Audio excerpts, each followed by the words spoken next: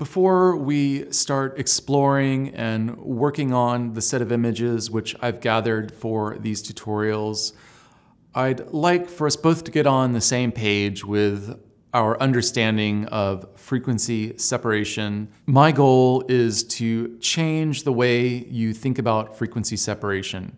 If you look at every single surface around you, every texture, every material, you'll notice that the first thing you see is the very fine detail. It's the specular highlights on the carpet.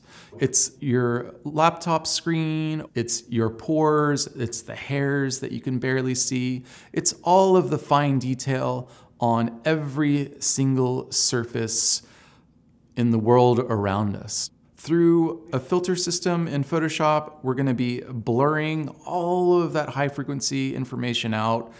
We've got a little bit of flexibility to allow us to blur out different amounts of that high level detail. Once we've done that, we're left with this beautiful low frequency information. We are going to be taking all of that surface detail, all of that texture which has been blurred, and we're going to be lifting it up onto a new layer so that we have access to only the upper frequencies of the image. We've got a whole bunch of images to work on, lots of different surfaces, textures, products that you could never imagine using frequency separation. I'm gonna be using it in ways that will really change your perspective of this incredibly powerful tool that my hope you'll be using on all of your images from here on out.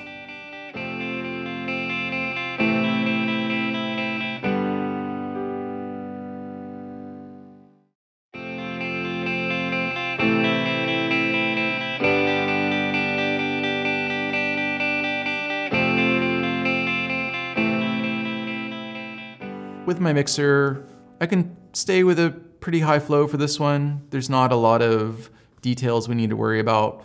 So just a really easy, simple stroke up, and these wrinkles that I wasn't able to fix with the clone tool or dodge and burn just went away with 3 strokes, just like that.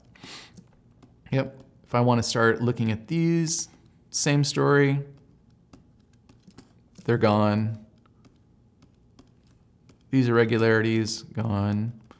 Looks like there's a little bit of high there. If I want to soften up this shadow, I can. If I wanted to come in and get started on this one, I could. I know that I'm going to be going in and working on the high to clean that up. So if I wanted to, I could go ahead and smooth out these lows. If I want to preview what that low is going to look like without being distracted by the creases in the high, I could do that as well. I could just go to town on all this stuff because I know that the high is no problem with these fabrics, and any work that I do on the low, getting rid of creases, is going to be really easy to fix on the high. I've already practiced, I've already demonstrated, proved to myself what's possible, and so I feel comfortable working without viewing the high at the same time. Kind of like this wrinkle right there. I'm not going to work on it too much, but a lot of these are bothering me. This is just kind of some styling that should have happened, but they're doing 40 outfits a day, and the stylist doesn't always have time to fix every single crease in a jacket. So see how this kind of shape bulges out just a little bit? If I wanted to make it a little slimmer, I can by, I think that was the main shadow that was causing that issue. So you saw that I just reshaped the shadow in a half second, and to me, that's amazing.